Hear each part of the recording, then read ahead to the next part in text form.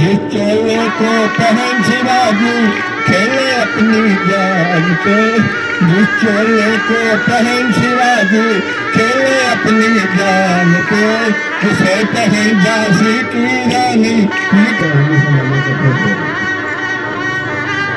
आज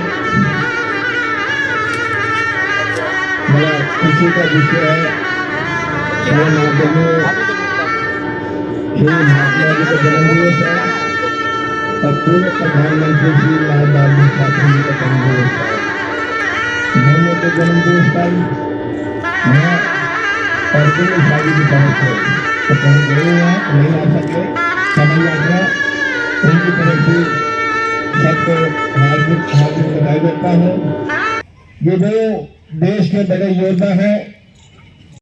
ज्यादा जोश में लाइन खत्म होने वाली है।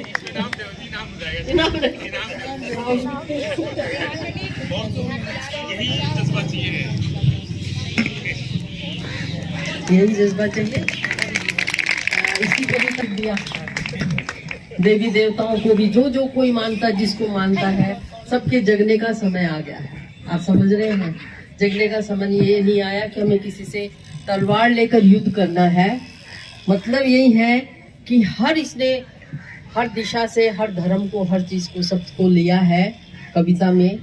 आज ये वक्त है जो हमारे देश की स्थिति है, हमारा जो गौरव था, हम कहते हैं ना, हमारा तो गौरव बहुत पुराना है, हमारा विरासत इतनी पुरानी, उसको बचाने का समय है, उसको बचाने का समय है। और ये दायित्व हमारी जनरेशन पर है, आपकी जनरेशन पर है। इन बच्चों को बताने की बात है, इनको समझाने की बात है कि आज वक्त है। आज हमारे देश के जितने एजुकेटेड बच्चे हैं, पढ़े लिखे बच्चे हैं, वो विदेशों में जा रहे हैं और वहाँ पर वो बहुत अच्छा काम कर रहे हैं। इंजीनियर्स हैं, डॉक्टर्स हैं, ये कंप्यूटर इंजीनियर्स हैं, टेक्निकल जितने लोग हैं, उन देशों का विकास कर रहे हैं। वो हमारे देश में यहाँ पर पढ़ते हैं, लिखते हैं, यहाँ की धरा से वो सब कुछ लेके जाते हैं।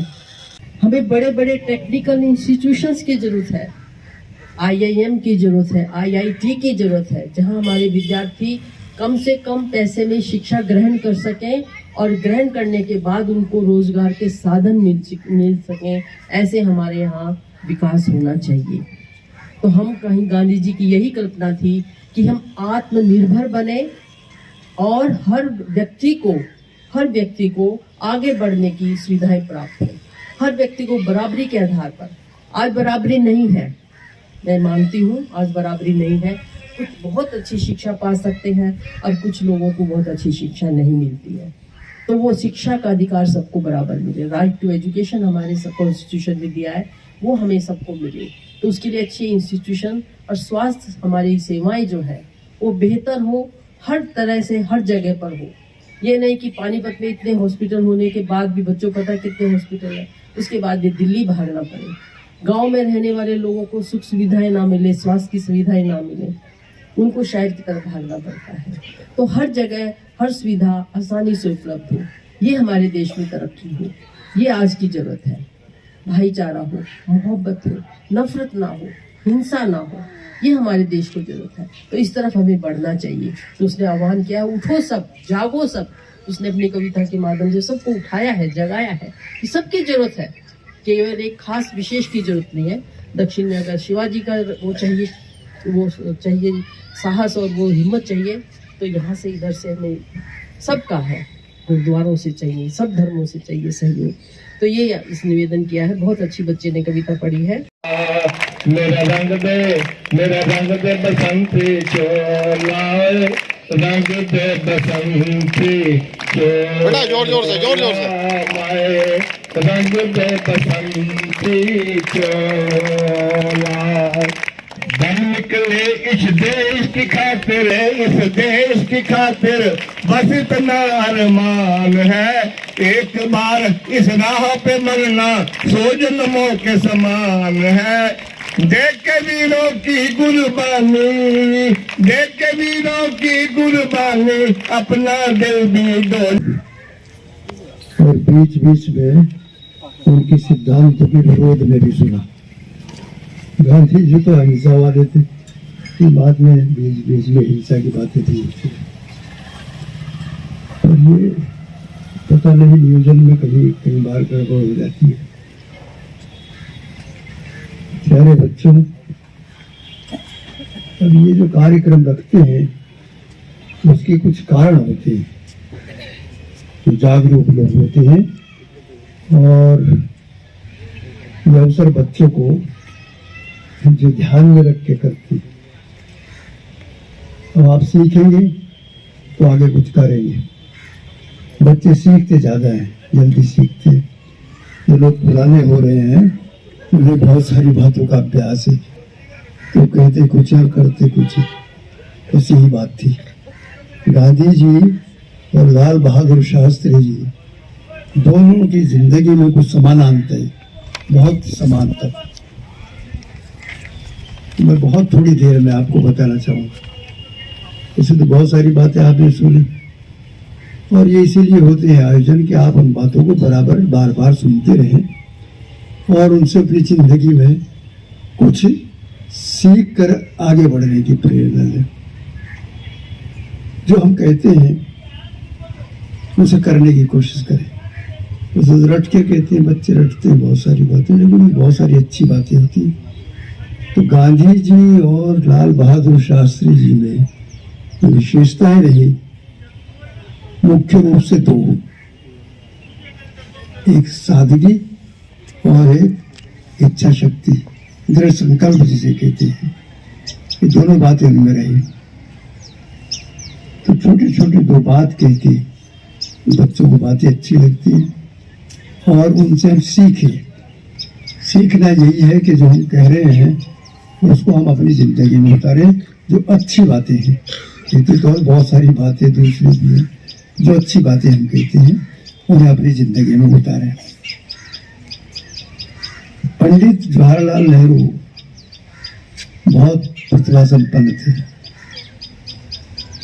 और पूरे देश में ये बात फैल गई कि नेहरू के बाद क्या होगा देश का।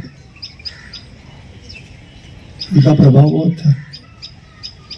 तो लाल बहादुर शास्त्री जी को जब देश की सत्ता मिली, प्रधानमंत्री बने, दुनिया के लोगों ने देखा कि छोटा सा आदमी कद से ऊंचाई में बहुत है। एक छोटी सी बात कहते हैं हम आपको। आज तो आप ये देख सकते हैं कि छोटा सा शहर है, बहुत बड़ा नहीं है, बहुत बड़े बड़े शहर हैं। प्यारे बच्चों, यहाँ के पार्षद भी बनते हैं तो उनकी स्थिति अगर आप आकलन करें जब वो बनते हैं और तब वो अपने पद से या अगले चुनाव के लिए तैयारी करते हैं, उनकी जिंदगी में कितना परिवर्तन आता है। लाल बहादुर शास्त्री जब प्रधानमंत्री बने तो उनके पास अपनी गाड़ी नहीं थी, अपनी गाड़ी उनके पास नहीं थी और प्रधानमंत्री के पास जो गाड़ी थी वो सरकार की थी। अब आप इससे अंदाजा लगा सकते हैं कि देश के प्रति समर्पण और उनकी सादगी। एक बार इनका जो बड़ा बेटा था, मेरा ख्याल है हरिकृष्ण था उसका नाम, कुछ ऐसा था, सरकारी गाड़ी बाहर खड़ी थी, वो आया और गाड़ी लेके चला गया। ड्राइवर क्या कहता, प्रधानमंत्री का बेटा है, वापिस आ गया। इसी दौरान शास्त्री जी बाहर आ गए। उन्होंने देखा गाड़ी नहीं है, उन्होंने पूछा गाड़ी कहीं कहाँ गई, तो उन्होंने कहा आपका बेटा ले गया। कुछ नहीं कहा उन्होंने। प्यारे बच्चों, जब घर आए लाल बहादुर शास्त्री शाम को, विनम्र बहुत थी और उनकी बातें करने का तरीका भी अपना अंदाजा अलग ही था। उन्होंने हरिकृष्ण को कुछ नहीं कहा। उनकी माँ से कहा कि आपका बेटा गाड़ी तो बहुत अच्छी चलाता है, कहाँ गया होगा ये। पता कर लिया कितनी दूर गाड़ी उसने चलाई। पता करने के बाद जब उनको पता चल गया कितनी दूर गाड़ी चलाई, तो उन्होंने अपनी पत्नी से कहा कि देखो ये सरकारी खर्च पे गया। इसमें जो तेल था गाड़ी में वो सरकार का था, और इतनी दूर ये चला तो उसका इतना खर्च बैठता है। सुबह ही इतना पैसा राजकोष में जमा होना चाहिए। ये थे लाल बहादुर शास्त्री। बात तो उनकी जिंदगी की बहुत है, आपने बहुत सारी और सुने।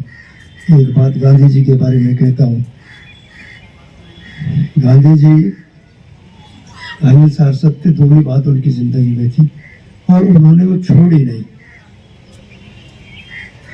अब लोग आलोचना तो करते, जिसके बारे में कोई नहीं जानता हो उसकी आलोचना नहीं करनी चाहिए।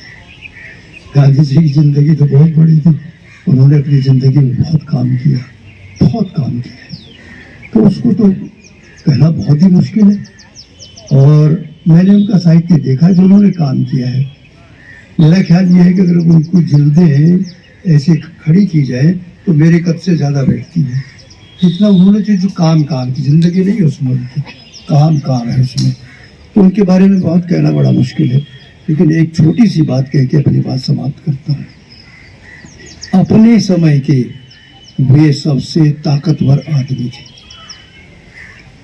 अब लोग कहते हैं, और एक लाठी रखते थे सहारे के लिए, अपने हाथ में डंडा रखते लाठी रखते थे। मार्च में सन 1930 मार्च में उन लोगों को सोचना चाहिए जो आलोचक आज भी हैं, उससे पहले भी रहे। क्या उस समय वो लोग नहीं थे या उनके पूर्वज भी थे? तो वो ऐसा काम क्यों नहीं कर सके? नमक हमारी रोज की जरूरत है, उसके बिना जिंदगी नहीं है। ये बहुत छोटा परिवार है, झोंपड़ी में रहता है, या जिसके पास झोंपड़ी भी नहीं है उसको नमक चाहिए कि नहीं? और कुछ न हो तो लोग कहते हैं नमक रोटी से। हालांकि आज चटनी भी बहुत महंगी है, पर नमक तो बहुत जरूरी है। अंग्रेजों ने नमक पर प्रतिबंध लगा दिया, बहुत बड़ा कर लगा दिया। प्यारे बच्चों, पूरा देश यहाँ था कि नहीं? पूरा ही देश था। किसी की समझ में आई ये बात? गांधी जी की समझ में आ गई, और गांधी की समझ में इतनी नहीं आई बात। उसके माध्यम से वो अंग्रेजों को चुनौती दे रहे थे यहाँ से चले जाने के लिए, और उन्होंने वहां से दांडी एक जगह है समुद्र के किनारे पे, वहां तक जाने की अपनी योजना तैयार की। कितने लोगों से? 7 लोग, 79 साथी वे साथ चल पड़े। वहां थे जो 79 केवल यात्रा शुरू की। और प्यारे बच्चों, दांडी तक उनकी यात्रा 2 मील लंबी थी। ये अंग्रेजी पत्रकार कहते हैं, या कि नहीं? अंग्रेजी पत्रकार ये कहते हैं कि 2 मील लंबी उनकी यात्रा थी। कितने आदमी वहां तक इकट्ठे हुए, और जब वो वहां पर पहुंच गए दांडी जगह पे, स्थान पे, वहां पे जाके आप ये अनुमान करें कि 61 साल की आयु थी गांधी जी की उस समय, और रोज 10 से 15 मील चलते थे। रास्ते में विश्राम भी करते थे। 12 को चले, 12 मार्च को, और 5 अप्रैल को वहां पहुंचे। 5 अप्रैल जलियांवाला कांड भी हुआ, शायद वो दृष्टि में रहा हो। और गांधी जी के साथ जितने लोग थे वो सारे परिपक्व थे। गांधी जी ने कहा कि मरना, हाथ ऊपर नहीं करना, ये ना लगे कहीं उसमें हिंसा का स्वर है। प्यारे बच्चों, दांडी तक कोई प्रतिक्रिया अंग्रेजों में नहीं हुई, देखते रहे।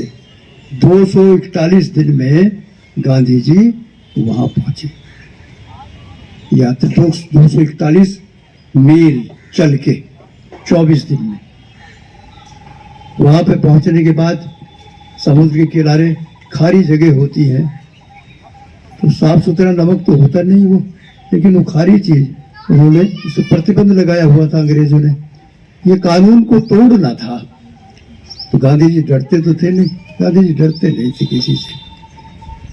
उन्होंने मुट्ठी उठाई नमक की, अपने हाथ में ली। प्यारे बच्चों, एक मुट्ठी थी, हालांकि वो कोई साफ सुथरा नमक नहीं था। कानून तोड़ा। बहुत लोगों ने उन्हें देख करके, ऐसी औरतें जो घर से बाहर नहीं निकलती थी, वो भी समुद्र किनारे गई और उन्होंने नमक इस तरीके से इकट्ठा किया।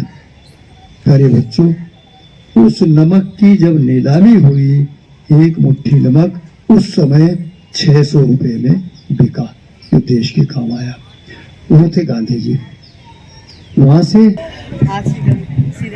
हम पानीपत नगर के निवासी आज 2 अक्टूबर 2023 को राष्ट्रपिता महात्मा गांधी एवं शास्त्री जी के जन्म दिवस पर उनको साक्षी मानकर यह संकल्प लेते हैं कि हम उनके आदर्शों को पूरा करने की ईमानदार कोशिश करेंगे और लोकतंत्र की, संविधान की हिफाजत करने में हर मुहिम में शामिल होंगे। हम जाति, धर्म, संप्रदाय जैसी संकीर्णताओं से बचेंगे और अपने समाज को भी बचाएंगे। हम एक ऐसे भारत के निर्माण की कोशिश करेंगे जो सामाजिक समता और आर्थिक बराबरी को बढ़ाती हो तथा हमारे लोकतंत्र को मजबूत बनाने और विकसित करने का काम करती हूँ। हम हर प्रकार की हिंसा से अलग रहेंगे, उसका विरोध भी करेंगे। हम इंसान हैं, हम गांधी जन हैं, इसलिए गांधी के दिखाए रास्ते पर चलने का भरसक प्रयास करेंगे तथा दूसरों को भी इस रास्ते की तरफ प्रेरित करेंगे।